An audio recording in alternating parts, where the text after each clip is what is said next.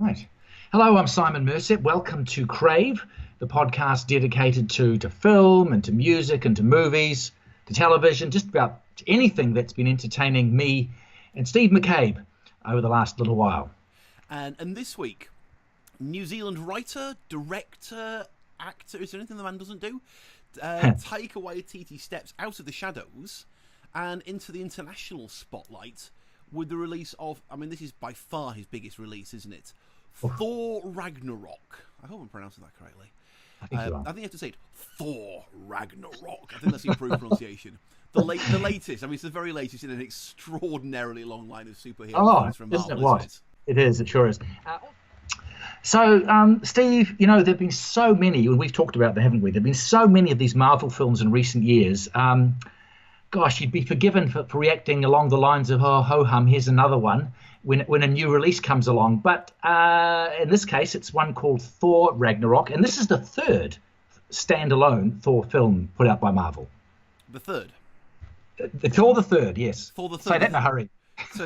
So it's Thor the third Thor film. That's correct. Excellent. We could do this all day, couldn't we? Why not? but anyway, it's not just any old Thor film, though, is it? No. It's something a little bit special. In particular, I'm going to count myself as a Kiwi here because I think you should, because you guys were tolerating me for long enough that I feel like I'm one of you, and so it's got our very own Taika Waititi. He of Boy, What We Do in the Shadows, Hunt for the Wilder People. Marvel have decided that they wanted to actually have a director who's going to stamp some serious individual style onto what, let's face it, is becoming a somewhat crank 'em out kind of film factory. Yes. And so now we've got Thor Ragnarok, the latest edition of the saga. Oh God, it's a hell of a saga, isn't it? Of the Norse, it is. Norse god. Well, he does get demoted at one point. The Norse god of thunder. So, yes. Simon, what do you reckon? Well, it's really, this is a very interesting, not just from the sort of the point of view of we're New Zealanders and we want to support our local lad, but he is known. There's no doubt about it. He's known and he's demonstrated quite a quirky and this irreverent, inventive sense of humour. And is this film full of it? It sure is. Absolutely, it is. I enjoyed it a heck of a lot. It's just pure escapism, pure entertainment, lots of laughs, lots of action. I've got a question, though. I enjoyed it a lot, as I say, but Steve, I couldn't help thinking from time to time as we were working our way through this film, was it almost too frivolous or maybe even too silly for some? I found myself wondering, how will this go down, this particular Kiwi type of humour in the international marketplace? Did you ever thought on that? Well, I have to say, this is the most Kiwi concern about a film imaginable. How will the world handle little old New Zealand? That's right. Yes. And the truth is that I saw this in my local cinema in Pukekohe here, and the bloke sitting next to me, who was just Mr. New Zealand, total Kiwi, and he howled with laughter all the way through it. He was clearly having a wonderful time. He was really enjoying this film. Yes. On the way home, I was talking to Debbie, who, although she now lives in New Zealand, as I do, is American. Yes. And I was saying to her, it's like, this is supposed to got a very, very New Zealand feel to it. And she said, what was so Kiwi about it? And I said, it takes nothing seriously. Yeah. No one's ever allowed to get too full of themselves. For every great, big, overblown, puff your chest out, and here we see the thing of the whatnot with the great big sword of eternity. Then suddenly someone has to bring it down. Yeah, but it's not really that big of a sword, is it? There's always a little bit of a pull back down, isn't there? Yes, there is. No one's ever allowed, and this is very, very Kiwi.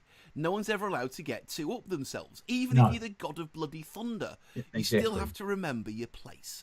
So for all the times that he's the god of thunder, he still sort of trips over himself and can't quite pick things up properly without dropping them, and he fumbles things, and that humour permeates the entire film.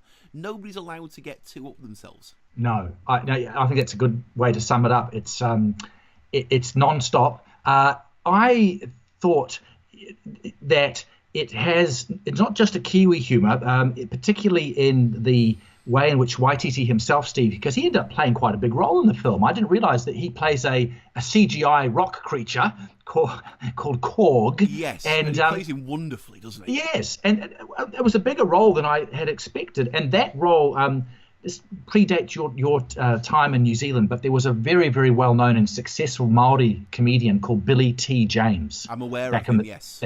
Back in the day, the 70s we're talking about. Yes. And he mastered that sort of a sort of a Māori take on not taking yourself too seriously. And when I was watching Waititi play this Korg character, I felt at times he was almost channeling that type of irreverence. And I think that would go down very, very well here in New Zealand for sure. You're right. Just about everyone gets into. It's almost like slapstick, isn't it? There's people falling over and knocking themselves out and stumbling and whatever. It's just non-stop. There are moments when there are laugh out loud things happening in the middle of what should be, by rights, if you follow the traditions of this kind of film, a very intense and very earnest and very proper film. There's people doing outrageously funny things. They're saying very silly things. As you say, Waititi's character, Korg, is played straight for laughs and done very deadpan with it. Yeah. Very deadpan, yeah. And it's absolutely beautiful. I mean, it's got Jeff Goldblum having more fun than I've seen Jeff Goldblum have in any film playing, let's be fair, Jeff Goldblum. Yes, that's right. Because that's who he always plays. Yeah, that's right. But you can tell he was having a blast in this film. He was having more fun than any man should be allowed to have in a film. Yeah. Now there's lots of. I thought Chris Hemsworth, who plays Thor, really seemed to accept and enjoy the idea of hamming it up, if you will. There's a lovely little riffing between him and Benedict Cumberbatch early on. Cumberbatch playing Doctor Strange. I thought that was a nice little sort of verbal jousting there. Yes, that was very, very good. And a number of characters. Tessa Thompson plays this sort of warrior woman called Valkyrie, and she has a lovely entrance. If you remember, she steps out of her spaceship to walk down like the gangplank, and something happens which was just pure slapstick, but was just a wonderfully timed little bit of comedy. I thought, even though Cate Blanchett is the villainess, Hela, the goddess of death, it's a serious villainess, but she too was something about the way she did that. You could tell she was just having a bit of a laugh. And so same with Mark Ruffalo as Bruce Banner. I think everyone seemed to be in on it. Yes. I think there was one exception to that, Steve, about this whole in the list, a big list of actors taking part in this film, and that was the New Zealand actor Karl Urban, who played a evil sidekick, if you like, to Hela. He played a character called Scourge. I thought mostly he was serious through the film, but that was like a little counterpoint. I didn't mind that, and he didn't do much talking. Most of his seriousness was just portrayed in the emotions he was dealing with, as we saw in his face, having to come to terms with being side by side with the wicked witch, if you like, of Hela. We haven't talked much about the story, but I don't think we have to, do we, Steve? It's another big sprawling space saga. Thor, if you've seen any articles about it or seen some trailers, he ends up being banished to this far off planet where the Grand Master, this is Jeff Goldblum, conducts like a gladiatorial tournament. He meets the Hulk. How did he get there? Well, that's another story. And basically, what happens between those two is a lovely relationship in the story. They join forces later on to confront Hela. I don't know if we have to say much more than that, but it's a bit of a hoot. I think that there are some surprise little appearances by one or two actors. Sam Neill pops up. I didn't expect to see him. Yeah, I was very proud of myself. I recognised the voice as soon as I heard it. And then the actor who was in that same little scene with Sam Neill, looking, if you recall, with the black hair, he was playing Loki. That was a surprise to see him. I'm not going to name him just so I don't spoil the surprise. Yes. But I think that there were a couple of weak points to me. Before I keep blabbering on, anything you'd like else to add about strengths or weaknesses? Well, I mean, to be fair, we could riff on this pretty much all day, couldn't we? To be absolutely honest. I mean, the story, is obviously A, bonkers, and B, secondary. We've got fantastic actors having great fun. We've got an amazing director who has brought personality to it. One thing that I really liked, that I thought really worked well, was the fact that typically in a film like this, and I mean, the Lord of the Rings films, and especially the last Hobbit film, were the absolute nadir of this. Is everything's building up to a great big fight, and you look at your watch and you think, oh Lord, we're 45 minutes from the end and the fight's starting. I know what the rest of this film is going to be. Yes. There were maybe 2 fight sequences in this film, and neither one of them I didn't feel outstayed its welcome. They were ploughed through fairly quickly. They were disposed of without dragging on, which they have the potential to do horrendously. And as a result, it felt tight. It's a 2-hour film. It's a long film, but it never sagged. I thought it held up really, really well.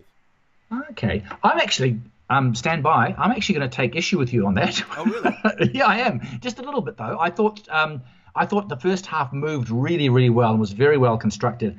I did actually think there's a scene in the second part of the film where they escape the Grandmaster's planet, and there's a rocket ship chase and an aerial fighting and yes, I remember. Combat. Now, that type of sequence has been seen in just many of the Marvel movies, certainly the Avengers movies and Captain America movies, and I kind of felt that I did have a little been there, done that feeling for that sequence. I didn't think it was, and I think there was a bit of a build-up leading up to that where they're wandering around the marketplace or there's a festival or carnival going on and everyone's dressed in green and there's a bit of banter. I thought that dragged a little bit for me. I'm being very picky here to say this. But I thought that a couple of things other didn't quite work for me, Steve. There's a big name actor in Idris Elba in this film. He plays Heimdall. Yes. I thought he was a bit lost in the story. I didn't find I don't know. I just didn't attach much to his goings on in the story. I didn't really know what he was there for, to be honest. I mean, he was obviously he's a big name and he's got to be there because he's part of the universe. Yeah. But what was he there for? I mean, they made more of Doctor Strange, who was not an integral part of the film. Yeah. So the character that Idris Elba plays has been in the other Thor films. He plays like the guy who's the guardian or the gatekeeper of Asgard, and he allows people to come in and across that big Bifrost rainbow bridge. So it's a significant character, but anyway, I just thought the character didn't go so far. But the other aspect that I'm getting a little bit tired of, to be honest with you, is the way that the other central character, Loki, as played by Tom Hiddleston, the British actor, is portrayed in these films. He's been around since the first Thor film. This is the 4th Marvel film Loki's been in. Yes. He is kind of basically a bad guy, but I think Marvel is trying to make him a bit of a good guy, and there's that sort of will he, won't he be good or bad, and that's been running through all his appearances so far. I'm getting a bit tired of that particular dynamic. Thor almost did make a joke of it in this particular movie near the end, and that was well done. But by that point, I don't know.